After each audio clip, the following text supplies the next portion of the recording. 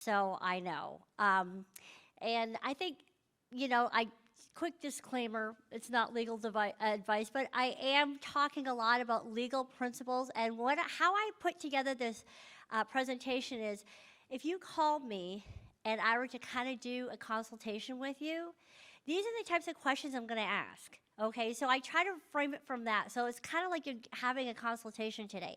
And these are the things I'm going to say, okay, this is what you need. If you don't have it, where can we find it? So I actually wrote the presentation as if we were kind of having, like Barb talked this morning, right? We're kind of having that casual conversation, and let's see what we can do to resolve this matter. And also, attorneys are all different. They all practice differently. I'll tell you how I practice, and I think it's because I'm also a parent of a young man with a disability who needs a lot of supports. He's independent in many ways, but he still needs a lot of supports. And I think being a parent attorney, I'm exhausted, okay? I'm going to be honest with you because I'm also his primary caregiver. So I feel like you sometimes have to pick your battles, right? And which hill are you going to die on? And so that's why I'm the type of attorney that will say, how can we resolve this as quick as possible? Because I always look at what's in the best interest of the child. Sure, you want your pound of flesh, right? Because they hurt your child, they ripped your heart out, they stamped on it, and I'm sorry if there's probably educators, but I'm just talking about from the parent's perspective, okay? I'm not, don't take it personal. But, so sometimes you want them to hurt, right? But I always say, what's in the best interest of your child? How quick can we do it? I like to try to resolve things in the least intrusive way as possible, okay? And that's not all for all attorneys, because some attorneys are like, how long can we extend this out, right? I'm not that type of attorney. I want it settled. I want the student to get the supports that they're entitled to, but then I also want to make sure I empower the parents with their rights. And I'm also the type of attorney where I'll have parents say, I want to keep you for all these years until my child graduates. I'm like, no. I said, because I want you to be me. Like, I'm going to give you the tools. I'm going to give you the resources. I will come to some IEP meetings with you. I will show you the types of questions how I ask. I will help you be the advocate, but I want you to be empowered. I want you to understand, and I want to know what your child's rights are, but also you have different rights as a parent. And I want you to tell me from time to time if you want how they're doing, but I always say no news is good news, because if I don't hear from them, I'm like, that means they're taking on the torch, right? So if you want to invite me to graduation, you can, but I don't want, no. And I have actually gone to graduations, and I'm so proud of my students, but I don't want to hold your hand from kindergarten to 12th grade if it's not necessary. I want to be there to empower you. So, we don't agree with the school district, and I say, or the AEA, because sometimes it's not a district issue. It could be a related service, right? So I always have to make sure there's two different entities there. There's two different decision makers, so it's not just a school district, even though sometimes they come unified as one, but sometimes it really is just sometimes an AEA issue, and that's the decision maker. So I always make sure that we have to focus on where is the decision coming from. But you don't agree, so what do we do now? So so if you're calling me on the phone, I'm gonna say, okay, you know what, can this issue be resolved at an IEP meeting? I go to all IEP meetings all over the state because the majority of the issues can be resolved. And I tell them, I said, we will still make sure that your voice is heard, your concerns are heard. We'll make sure they're documented, but I think we can resolve this. So let's get their attorney at the table. And something that a lot of the parents don't know is their attorneys do not know what's going underneath their roof. Their attorneys only find out when I file a notice of representation to the superintendent and the principal. Then they call their law firm, and I say, I'm going to be attending the IEP meeting, and I can't attend unless their attorney attends, and that's the first time their attorney hears. So a lot of the times, they don't even know, and a lot of the times we go to the IEP meetings, and I have their attorney shaking their head like I'm telling them everything, all the errors of their ways, and their attorney is agreeing with me. So don't think that their attorney is telling them or sanctioning some of these violations. They're not. They don't even know what's going on until we get there. So that's why I think let's try to do this. Let's try to go to IEP meeting. And then I also ask, is this the first time it happened? Because if it's the first time it happened, then I say usually the next question is, was there a substitute? Because a lot of times, substitute bus driver, substitute associate, substitute teacher, and guess what? That teacher might only had half-hour notice that they were coming in, and they're not going to read 20 IEPs, I'm sorry, when they're checking in, so they really don't know what's going on. And the worst is when you have a sub-associate and a sub-teacher at the same time, and that could be chaos, right? And that really also rattles the student. I mean, they get agitated because they don't feel safe sometimes, because they know that that person doesn't know, can't expect, or else if there's some communication delays, like they just know that they're not going to be heard. And so we get a lot. So that's really important to ask is, or is this a pattern? Because if it's a pattern, then, so that I'll ask that question. And then I also will say, well, what is the seriousness of the issue too? Because you know what? Sometimes you do have to go straight to Z.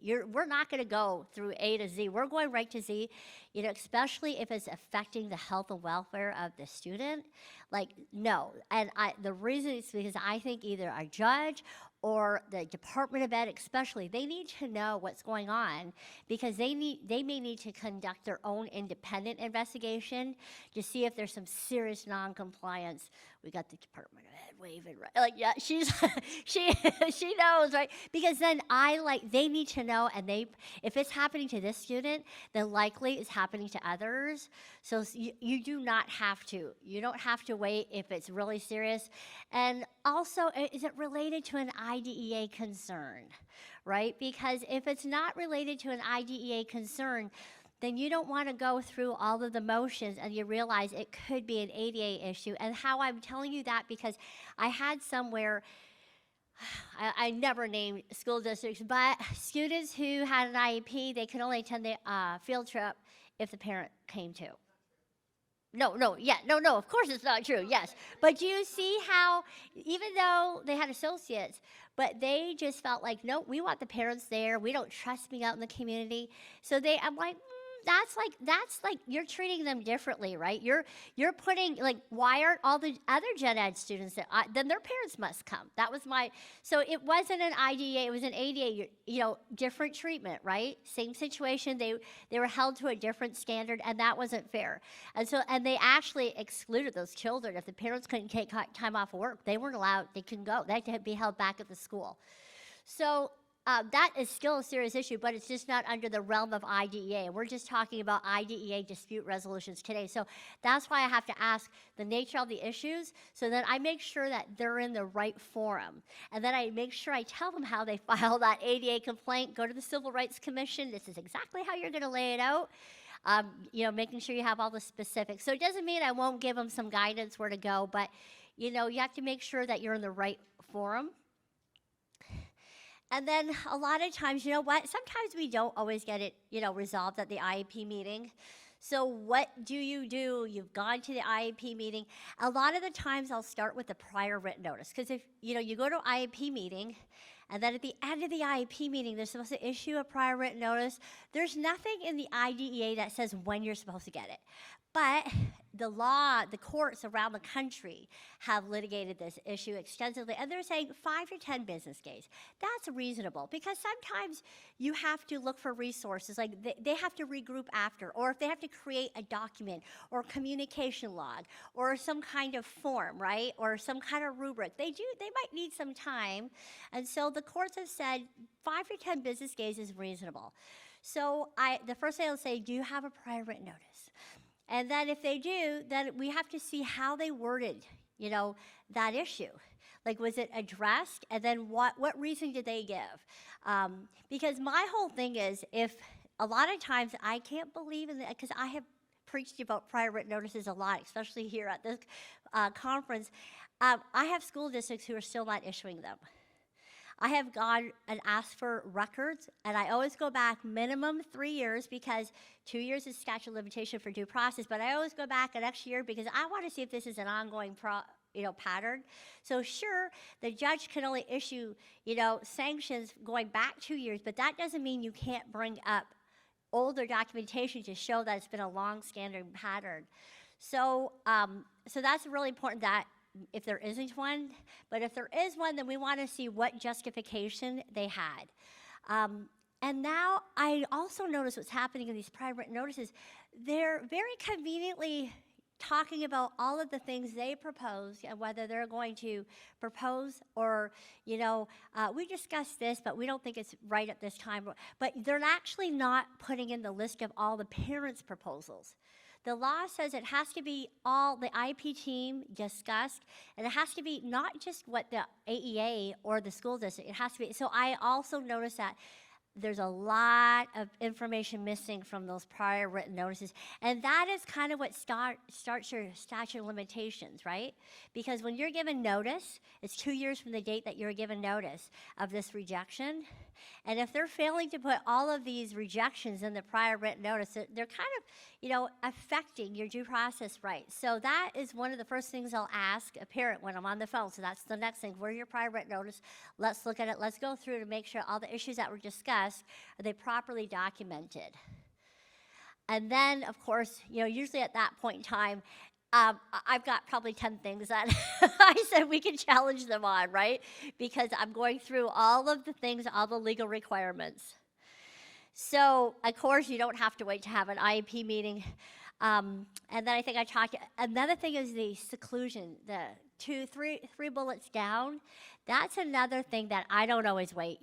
I know they'll sometimes have a debrief, like Chapter 103 requires you have that debrief meeting after they did a restraint and seclusion.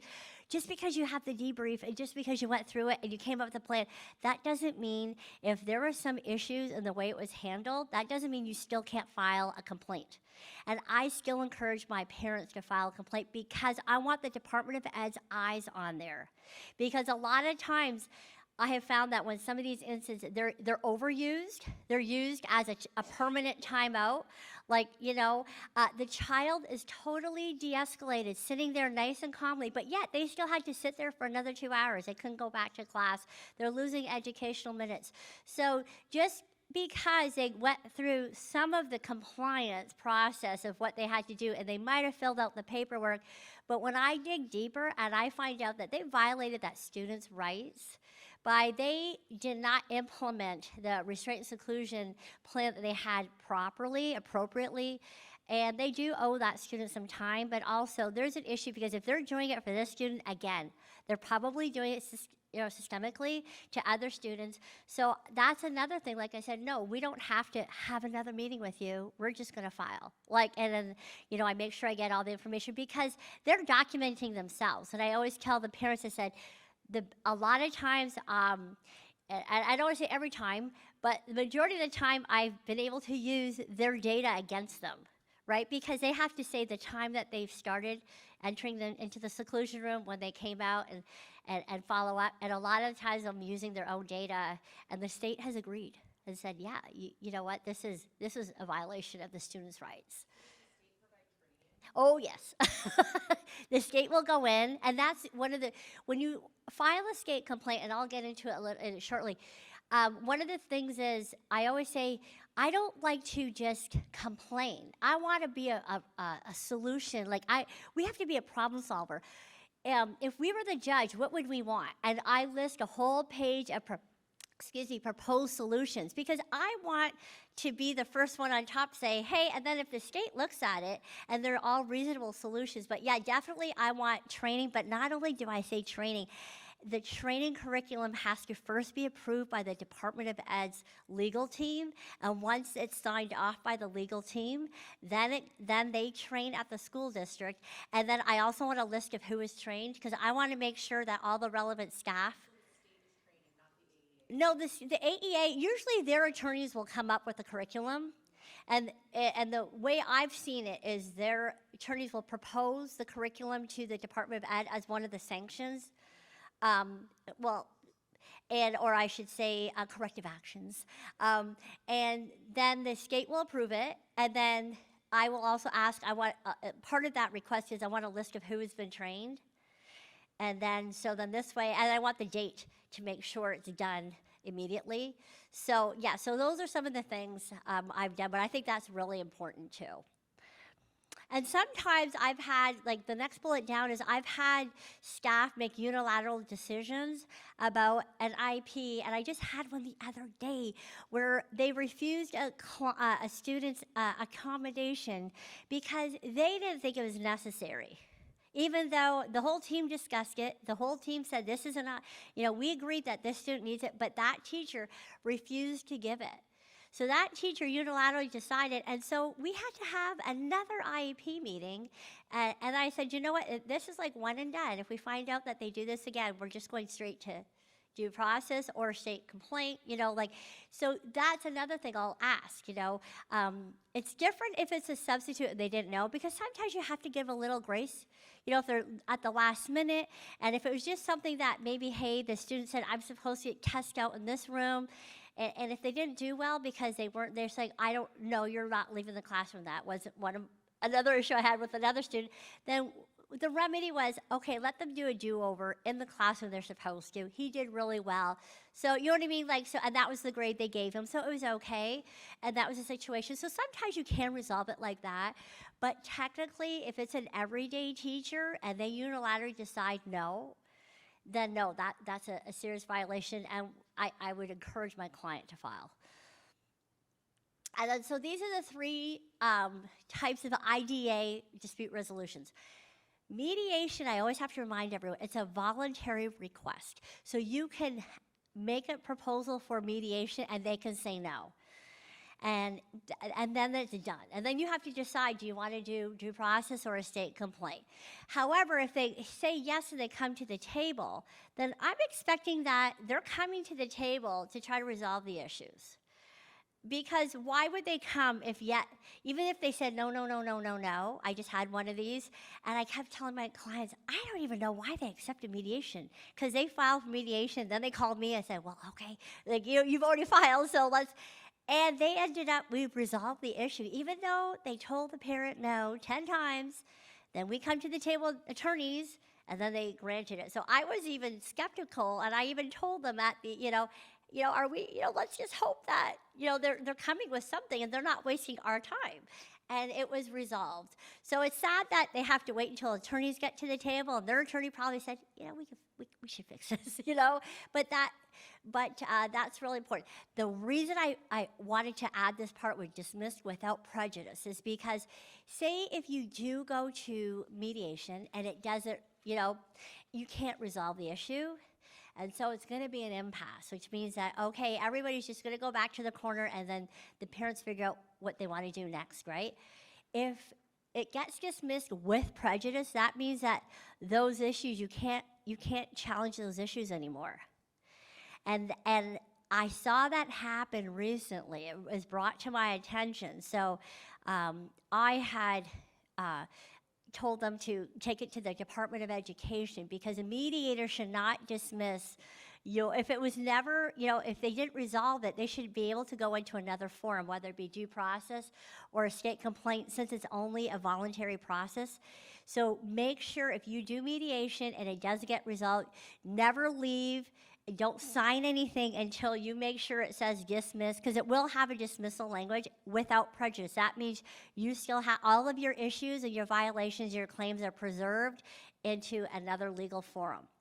And I noticed, and I don't know if it was because we've got some new mediators with the Department of Ed, so I don't know if that was just something that an individual mediator did, but I'm hoping that they have that reversed and they have that corrected. So that is something that you won't find if you're on the Department of Ed. They're not going to talk about issues like that, but that's really important for you to know. And then both due process and state complaint, if you file it, you have to have a response. Like they can't reject participating. They can reject it with mediation, but they cannot, the school district and the AEA cannot reject participation at the next two areas. Yes, of course. Okay. So I don't know if you have any foster parents or anything in the house, but one of the things that I will tell folks about the difference between due process and state complaint is that anyone can file a state complaint on behalf of a child, including like a social worker, anyone with sort of an interest in the child's welfare, whereas with due process it has to be educated. And I did, the last presentation I did at the Ask Resource Center was all on skate complaint. So if you want to have the details and it has that information there, I think I have a 30 slide, it might be on their archive, but I actually have a full PowerPoint on skate complaint too, if you want more detailed information. Thank you for bringing that up. So this is now, I'm on the phone with you, we're doing a consult, and this is like the next, question I'm gonna ask you. I need to know, we've now identified what your issues and concerns, right? Your allegations, and then I have to say, what evidence do you have to support it? Because I can tell you right now, judges do not like he said, she said. Like, they don't want to have to make a credibility determination, because you know what? If they're forced to, a majority of the time, they're going to pick this school district because they were there, right? They have firsthand knowledge. They're going to say, I was in the classroom, the parent wasn't. So, you know what I mean? Like, unless they can show that the teacher has a history of lying, you know what? You can't go down that road. Even also with the Department of Ed, if you're doing a skate complaint and it's all kind of hearsay, well, my kid came home and this. So I said, no, like, even though you think you might not have evidence, I bet you we can have evidence to prove it. So then I'm going to start drilling down, because we're going to go through educational records. And if you don't have that many, then you know what? You're allowed to do a FERPA request, and we're going to get everything, okay? We're going to find it. Written notice, especially the prior written notices too. Emails, text messages, right?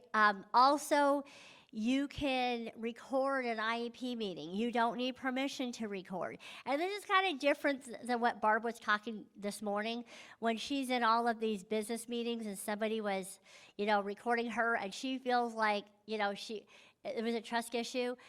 I know that they record all the time, right? You can record, a parent can record, they don't need permission. Even if the school district says, I don't give you permission, you say, okay, then I just tell the parent to push the button anyways. Because legally they can't deprive you of your rights as long as you are continuing to participate in the discussion. Now, if you take a break, say it gets contentious, everybody take a you cannot leave. If you leave the room, you cannot leave your recorder going. And that's when it becomes illegal. As long as you're a party to the conversation, you can record. This has been so helpful, because I had a recent case where I call it selective amnesia. The teacher said, I swear up and down, I did not say that. And then we had the principal say, I was at that meeting, we did not say that. And then we had the recording. And the recording, they said exactly, verbatim, they said that. So sometimes, I understand that they have a lot. They could be doing 10 IEP meetings in a week, right? And so I understand it, but this is where it came in handy. And I tell parents, if you have the ability, especially because you want to become engaged, I tell them, I said, you can't be taking notes. And this is why I put a lot of information in my slides, because I like this engagement, right? So you don't have to worry about putting all these tips down. They're at your fingertips. But you want to have eye contact, because body language says a lot.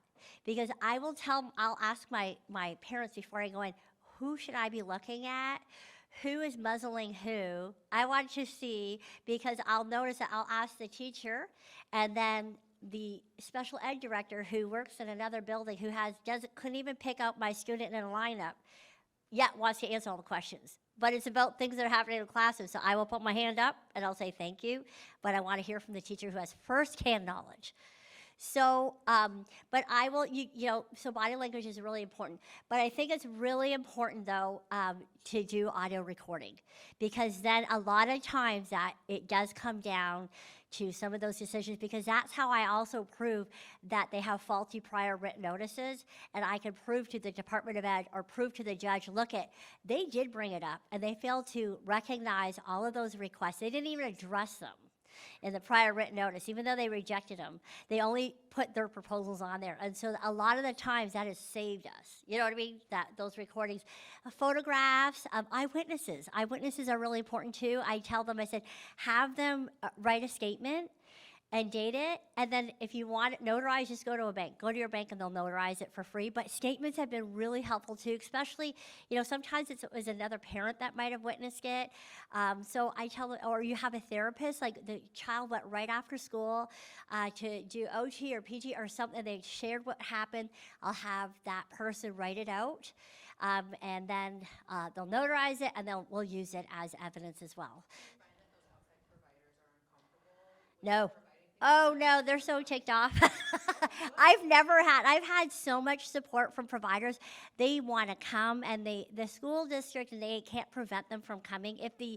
They'll never ask them, but if the parents are allowed to bring people to the IEP meeting, as long as they're relevant to the discussion, right? Like you're not going to bring 10 relatives to make it look like, but you can't bring one person as emotional support or to help take notes, right?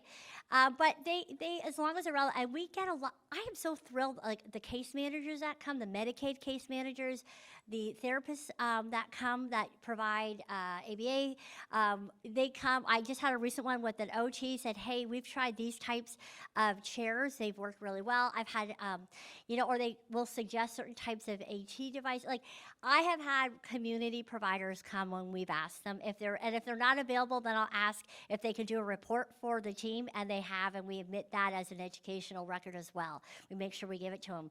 So that has been really wonderful. So that's what I'll ask next is like, are there any third party? So then I'm like, okay, which one should you decide, which process? We look at the complexity of the case, but I think I always first, like I said before, what is your ultimate goal? Like, what is it that you want? Is it a realistic goal? Okay. When we talk about placements at certain facilities, at private facilities, we have never prevailed in the state of Iowa. That's like a Burlington case. That's what they're called on a federal level, where we have gone to court, and there's been many attorneys who've gone over the years, and Iowa has rejected every one, where you'll send your child to a special facility, costs $80,000 a year, and then you come back to the school district and sue them. You say, you could not give them FAPE. I unilaterally placed them as a parent, and now I want you to pay for it. We have never prevailed. However, I have prevailed when I have first gone to the school district in the AEA and said, you have failed my student. We have found 2 or 3 schools, around the country that can meet their educational needs. We're calling an emergency IEP meeting, and this is how they can meet their needs. If you can't do that, then we are requesting that you place them there. And then it goes through a vetting process through the Department of Ed, because they have to make sure that the education they're providing, they're going to get credit. It's going to meet the core standards. And so when I have started with the IEP team, I have prevailed. But we don't prevail if you place them first. So I always tell parents, don't place them first. Let's try, because sometimes the school districts have admitted we can't help that child. Like we can't. So it's never a never, but they want to be able to have the say. And that's what they should, because they are an equal team member, to be able to go to work together. And so it does work, but it works if we do the process in systematically order. And personal preference. Like I have parents who would be terrified to testify. Well, if you can't testify, then I'm not going to pick due process. I'm going to be honest with you, right? Because I need to put you on the stand. You are there, like, you've witnessed it. You've been at these IEP meetings. You've had these interactions. You've had people say things to you that, give support to your allegations, your claims. So if they can't testify, then you know what? That's probably not the best route for you, okay? Or if they can't take time off work, I'm going to be honest with you, the average due process is 3 to 5 days, okay? That's just for the hearing with the judge. But I'm going to need your time a solid week before, okay? Because I have to prep you, right? In terms of, these are the types of questions, like, I'm going to ask. I don't need you, like, just think about it, but this is probably how they're going to ask you, right, when they go and do a cross-examination. I need to make sure, you understand all the exhibits that you're going to be presented with. So it's a very intensive process. And when I tell parents, and, those that call me, I think I say to almost every parent that calls about the due process, it is like another child in the family. Like when you have a due process legal action, it is like having another child with a disability. It is so labor intensive, and it needs so much attention, and it's draining. And what happens is I've had some parents that say, I can't do this anymore, because they're re-traumatized, because it is hard reliving that pain and hurt. and they're traumatized, and then they stop giving me information. They're ghosting me. I'm like, you can't. So I have to go to their house and kind of work with them. So I really, go through and talk really at the beginning of, I kind of go. I know you want your pound of flesh, but it's going to kill you. Sometimes, right? Because are you mentally and physically able to withstand it? Because it can be grueling, especially the cross, examination, right? Because it could just exhaust you. So, and then of course the financial considerations. It could cost thousands of dollars. And I always tell parents, if you have thousands of dollars, don't give it to me. I would rather you pay for a private therapist, right? If they're not, giving you, if you have a child with learning disability, I would rather you hire a private tutor. You know what I mean? Like, if that's what it is, like, because there's no guarantee. I always have to tell them, there's no guarantee. Unless it's something that's so egregious and we know, like, systemically, but there is no guarantee. So, and like I said, I don't think every attorney says that. A lot of attorneys might say, oh, yes, you can give me the check. But I'm the type that I say, you know what, like, if it's just a matter of, hey, you know what, you have this money, but should we just kind of start with a private tutor and then see where it goes and see if we can challenge some things? But you know what I mean? Like, I really want to make sure those financial considerations are really important too. You have to have that discussion. It's so sad that that is stopping some kids from getting what they Correct. to. It's a systemic thing. Yes, yes. Continues to go to the roof. And that's why I said if it's systemic, right to the Department of Ed, because the Department of Ed oversees compliance. And sometimes, if it's a toss-up, sometimes even between mediation and the state complaint, I'll go to state complaint. You know why? Because mediation is a confidential settlement, right? And I'm like, yeah, sure, it was a systemic issue, but it only fixed it for this one child, and it's now confidential, and we can't, shout from the rooftop. But if we do a state complaint, even if they redact it, you can see, you know what I mean? Like, they're going to go in there, and sometimes the state will rule in our favor, but then after our matter is done, they'll go in and do an independent investigation, and they'll pull all the children's files, and they'll start doing auditing and doing like a forensic. Yeah, they'll do yes, yes, it did happen there. They'll do a forensic audit.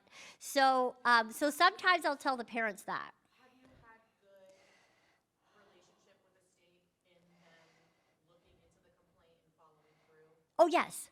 Yes, yes.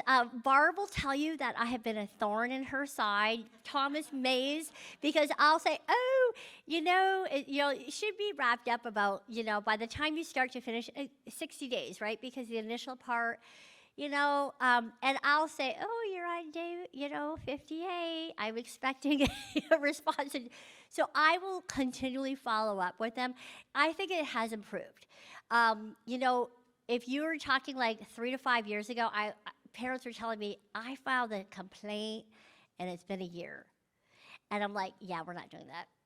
So I go right to the source. I've addressed all these issues. Like I said, we're going to have to really comply because this is a compliance on the state, right? So they have to follow through too because some of these issues need to be remediated as soon as possible because they're egregious.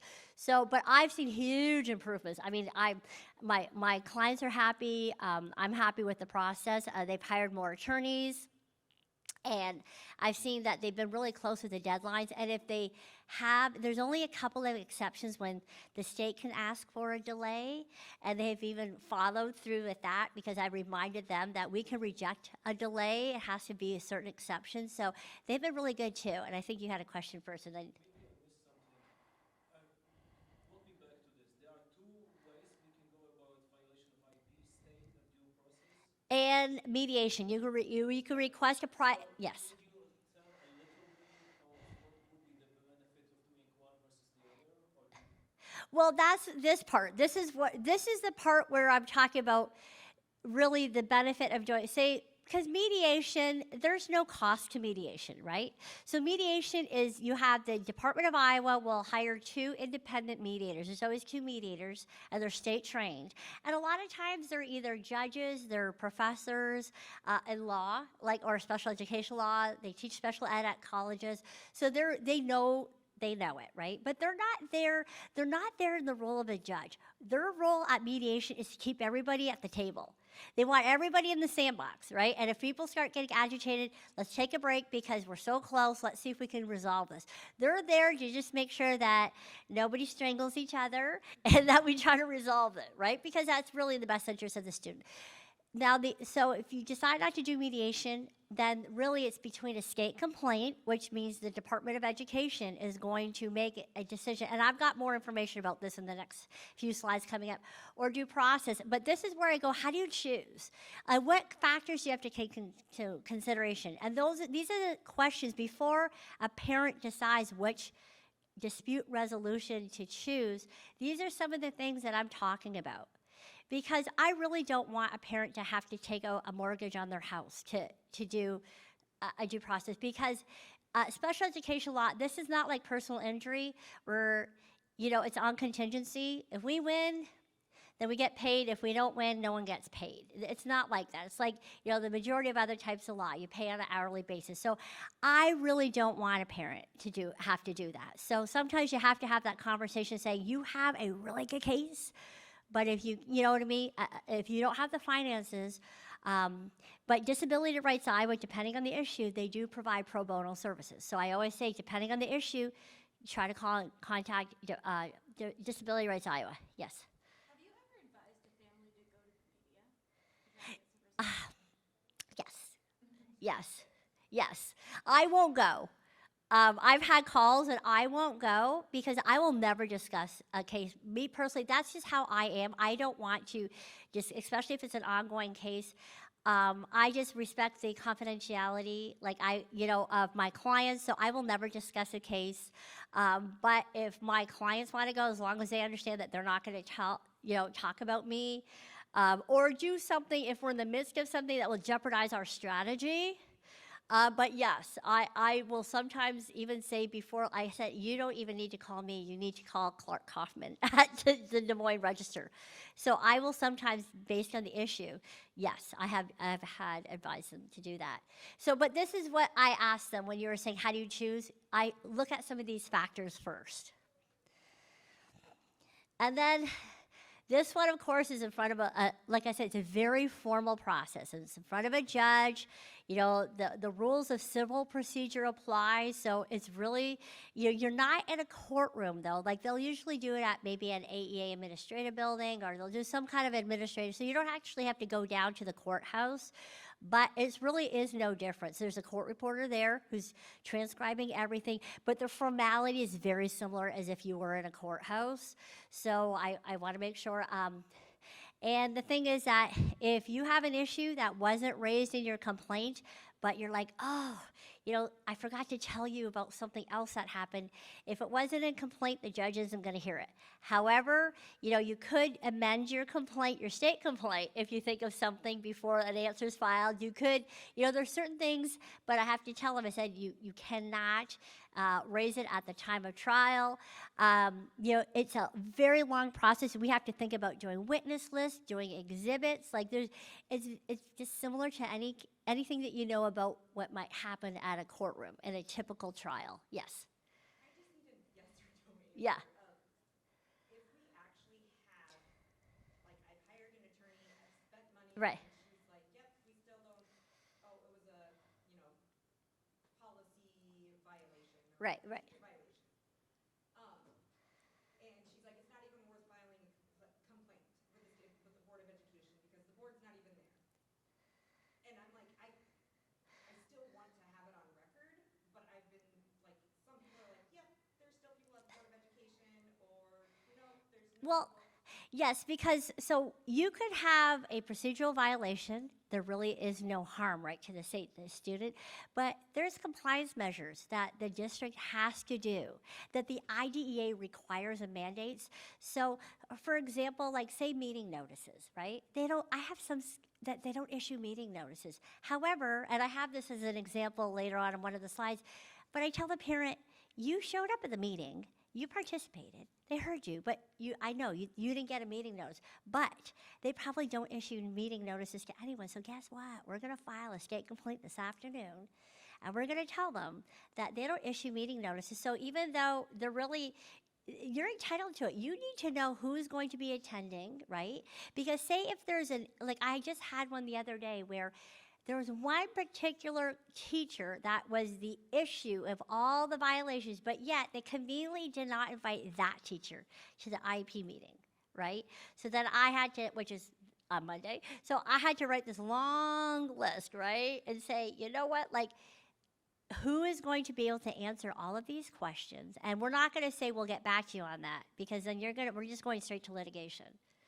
Like, so we gave you 2 months to prepare, but they don't trust what, you know what I mean? Like, obviously she did, something wrong. So yeah, so I just tell them to file a state complaint because you want to have somebody have eyes on it because usually it's a systemic issue.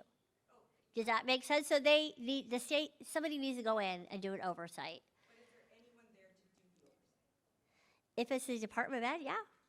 Department of Ed or Board of Education? Oh, well, There's people still there. y- Are you asking if the state board of education has like an investigator component? Yeah, like, because my attorney's like, no, there's no one there to come in and do a investigation. No, they don't currently have complaint investigators at the state board. That sounds red flag, yeah. See, that's where it's always too. yeah, the Department of, when I'm talking about IDEA state complaints, however, but if you have a complaint against a actual individual, professional complaint, they do investigations there. Board of Education gives us our license. Yeah. Yeah, so if you have a complaint, then I know if you have a complaint about an individual, they have been able to do some investigations because if they have to revoke that license or put them on probation. I know that's happening because I've been told, not personally, but I've heard from other parents saying that they heard that some of them were revoked based on the complaint that they made. So then you would file with Department of Education. Yeah, and the board of educational examiners used to be a separate state agency, And now it's but now they're part of the correct. Department of Education. So it's not an IDEA. An investigative team for, like she was saying, teachers who have like violated ethics code or done something to harm a child. So they will do. Separate from the state complaint. You could process, isn't it? I mean, you can do both. Yes, you can do both. If it's applicable, and then after the hearing, then the judge will issue a decision. And if you're not happy with this decision, you could appeal it to federal court. Or if you prevail, then the school district and the AEA have 30 days that they could appeal it. So, but these can take a while. I've had some cases that last 2 years, with appeals and everything. So that's another thing I ask parents, are you in it for the long haul? If you're not in it, they're like, well, we're moving. I'm like, like we're moving. It's like, maybe we'll do this. So so it's really important that that's why I vet, it's not because you don't have a good issue, but there's a lot of other considerations we're going to take into, we're going to take into consideration about whether that's the right avenue for you to go. Doesn't mean that you don't have a good case, but we have to look at all of the factors. And then a lot of times when you have, this is just for due process, these are pretty much the 4 areas that you could file a due process complaint. So when you're in mediation or state complaint, you could, as long as it kind of falls into IDEA for state complaint, you could allege anything. You could allege 30 things, but the judge, when you're doing due process, is it about eligibility, like the first time you're requesting initial evaluation and determination? And have you asked for an evaluation, they denied you? Educational placement, the provision of FAPE. So the judge, so when you're at due process, they're kind of looking at, does it fall within the realm of the judge's discretion to even hear the case? And then here's some more examples, because sometimes you'll say, okay, you wrote all that, but what does that really mean? So I was trying to give you guys examples of, failure to implement the most ones I see is they don't implement the IEP with fidelity. Oh my gosh, you have this great, beautiful written IEP, they'll send it to me, I'm like, this is beautiful, what's the problem? Like, they're not following it. Like, we work so hard, and there's no training on it, and they're not following it. Or it just really isn't an appropriate IEP, so it could be the reverse. Yes. Fidelity checks are, oh, yes, I say they're the rage. I tell everybody, I said, that's the first thing you want to ask for. Or failure to have meaningful progress. They'll say, well, the line is going up. No, like that is really stagnant. You have not, or it's not a challenging goal. If it's not a challenging goal, you know, like, or else they make really great progress at 90%. And I'm like, yeah, I mean, I remember one time with my son, and this was, I mean, he's now 24, but it was he could count to 1. And I'm like, well, he won't know that there's a 2 after a 1. Like, that was his, you know, this is what I think he was in preschool or kindergarten. I'm like, let's make it 5. Let's start with 5, you know, like, so of course, you know, he says 1. Do we even know if he knows 1 is a number, right? So sometimes they might make it too easy, but are they really getting a beneficial education if the goals are too easy? So you have to look at it both ways. I have a client right now who they met their goals 6 months ago, and the IEPs, they haven't done anything with it. They're just like, oh, we're just continuing to monitor. Well, we're trying to close the Yes. gap. We'll keep it moving. Correct. If they meet it, then, and if they meet it earlier, you meet earlier, and then you make it more challenging. So these are some more, this is just continued for more examples, because I wanted to give you examples of some of the things that we have gone in front of a judge. You know, these are some of the IDEA issues that we would do at a due process hearing. A lot of times, I'm going to be honest with you, with the BIP, it's not working, right? And what happens is the law is very clear. The law says you could write a great BIP. If it doesn't work, and you see like within the first week it's not working, case law supports it. It says you go back to the drawing board and you do another FBA. That you don't just keep using a BIP that doesn't work.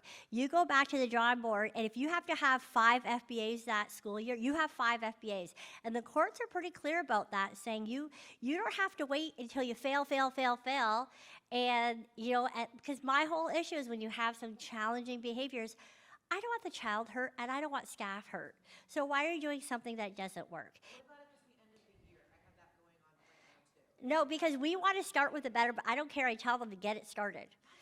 Get it started, because you know what? You want to come into the new school year with a better BIP than you left with. So I tell them that's not an excuse. Get it started. Does the Iowa summer vacation count? Yes, why? 60 days, or does it? No, just whenever they start. No, it's only the initial evaluation that's 60 days. Like the very, very, very first time you ever do an evaluation to determine eligibility for IDEA is 60 days. After that, the law is silent, but really, we need them to keep moving. Usually, I think most school districts kind of still use the 60-day mark. But no, if they sign off on it, it's the day the parent gives consent for the evaluation. The day they give consent, then that's when the clock starts ticking. Oh, I got 10 minutes left. Yes, so, but no, that is, you know what, the reason why I say push for it, because what happens is you get into August, they say, we want to collect more data. Oh, we don't start doing our IP meetings till October, and all of a sudden it's November, it's Thanksgiving, and you haven't got, no, do the BIP, the FBA needs to be done right away. I always tell them, call, or else, you know what I do? I do an IEE then. If they're refusing to do a new FBA, a behavior evaluation, then ask for an independent educational evaluation.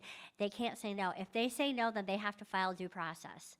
They can only say no for a couple reasons. They can only say no is because they're due for a triennial one, right? It's like the 3-year re-eval's due. Then we have to give them a chance.